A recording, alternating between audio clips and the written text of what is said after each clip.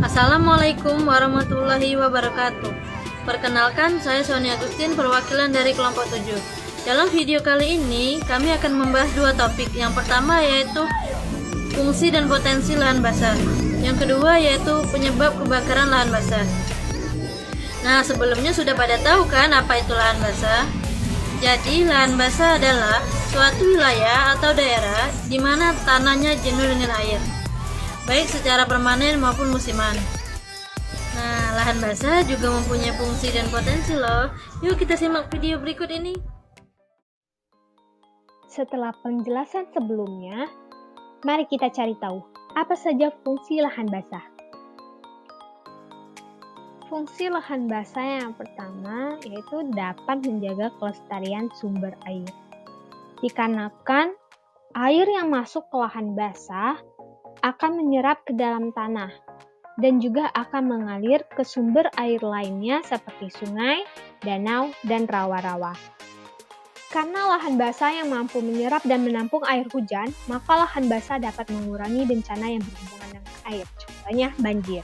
Apabila lahan basah semakin berkurang dan berdampak pada banjir yang terus terjadi, maka daya tampung air hujan akan semakin berkurang dan berdampak pada banjir. Fungsi yang ketiga yaitu sebagai penyejuk udara. Karena air yang menguap dari lahan basah ini akan menyeimbangkan udara yang ada di sekitarnya dan membuat suhu di sekitar lahan basah lebih rendah. Yang keempat, sebagai pembersih udara. Karena lahan basah ini banyak ditumbuhi oleh tumbuh-tumbuhan yang akan menyerap karbon dioksida dan melepaskan oksigen ke udara, jadi jika lahan basah semakin berkurang, maka akan berdampak dengan ikut berkurangnya oksigen yang dilepaskan ke udara. Yang kelima, dapat melestarikan keanekaragaman hayati. Lahan basah mendukung kekayaan alam yang berlimpah dan unik. Tetapi, keanekaragaman hayati air tawar telah menurun drastis sejak tahun 1970-an. Tindakan bersama sangat dibutuhkan untuk mengembalikan tren ini. Kebutuhan akan air telah meningkat 2 kali lipat lebih banyak dari laju pertambahan penduduk. Kebutuhan air untuk konsumsi manusia, pertanian, dan energi semakin meningkat. Nah, dengan meningkatkan pengelolaan air dan pemulihan lahan basah, maka persediaan air dapat terjaga.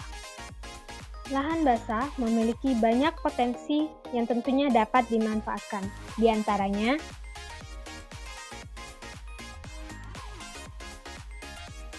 banyak kawasan lahan basah yang merupakan lahan yang subur, sehingga kerap dibuka, dikeringkan, dan dikonversi menjadi lahan pertanian.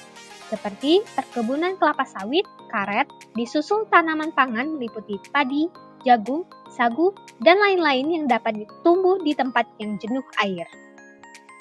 Lahan basah juga dapat dijadikan potensi sebagai lahan perikanan. Nah, masyarakat bisa memanfaatkan area lahan basah sebagai tempat untuk budidaya perikanan. Yang ketiga, sebagai lahan peternakan, di mana lahan basah juga dapat menjadi tempat untuk para hewan ternak mencari makan. Sejalan dengan peningkatan jumlah penduduk, maka kebutuhan akan perluasan lahan pemukiman juga meningkat, sehingga konversi lahan basah sebagai area pemukiman tentunya tak terelakkan. Namun, harus disertai dengan disediakan drainase untuk mencegah terjadinya banjir. Potensi lainnya dari lahan basah yaitu sebagai tempat rekreasi dan sumber wisata, di mana lahan basah dapat digunakan untuk menarik minat wisatawan dan juga sebagai peluang bisnis bagi masyarakat sekitar lahan basah tersebut. Selanjutnya, mengenai apa saja penyebab terjadinya kebakaran hutan dan gambut. Penyebab terjadinya kebakaran hutan dan lahan gambut itu 99% diakibatkan oleh manusia yang melakukan pembakaran baik secara sengaja maupun kelalaian dalam menggunakan api. Kebakaran akibat manusia itu disebabkan oleh adanya pembakaran vegetasi atau pembakaran sengaja untuk membuka lahan. atau dikarenakan pembakaran untuk membuka akses jalan yang tidak terkendali sehingga teledor dalam memadamkan api, atau juga pembakaran yang bertujuan untuk penguasaan lahan agar mendapat hak warga atas lahan tersebut. Kebakaran juga dapat disebabkan oleh faktor alam seperti gejala El Nino, kondisi fisik yang gambut yang terdegradasi, dan rendahnya kondisi sosial ekonomi masyarakat.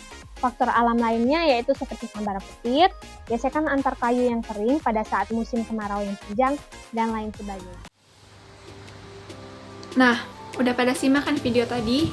Di sini bisa kita ambil poin pentingnya, yaitu lahan basah berfungsi untuk menjaga kelestarian sumber air, untuk melestarikan keanekaragaman hayati, sebagai pengendali banjir, sebagai penyejuk dan pembersih udara, dan sebagai penyedia air bersih.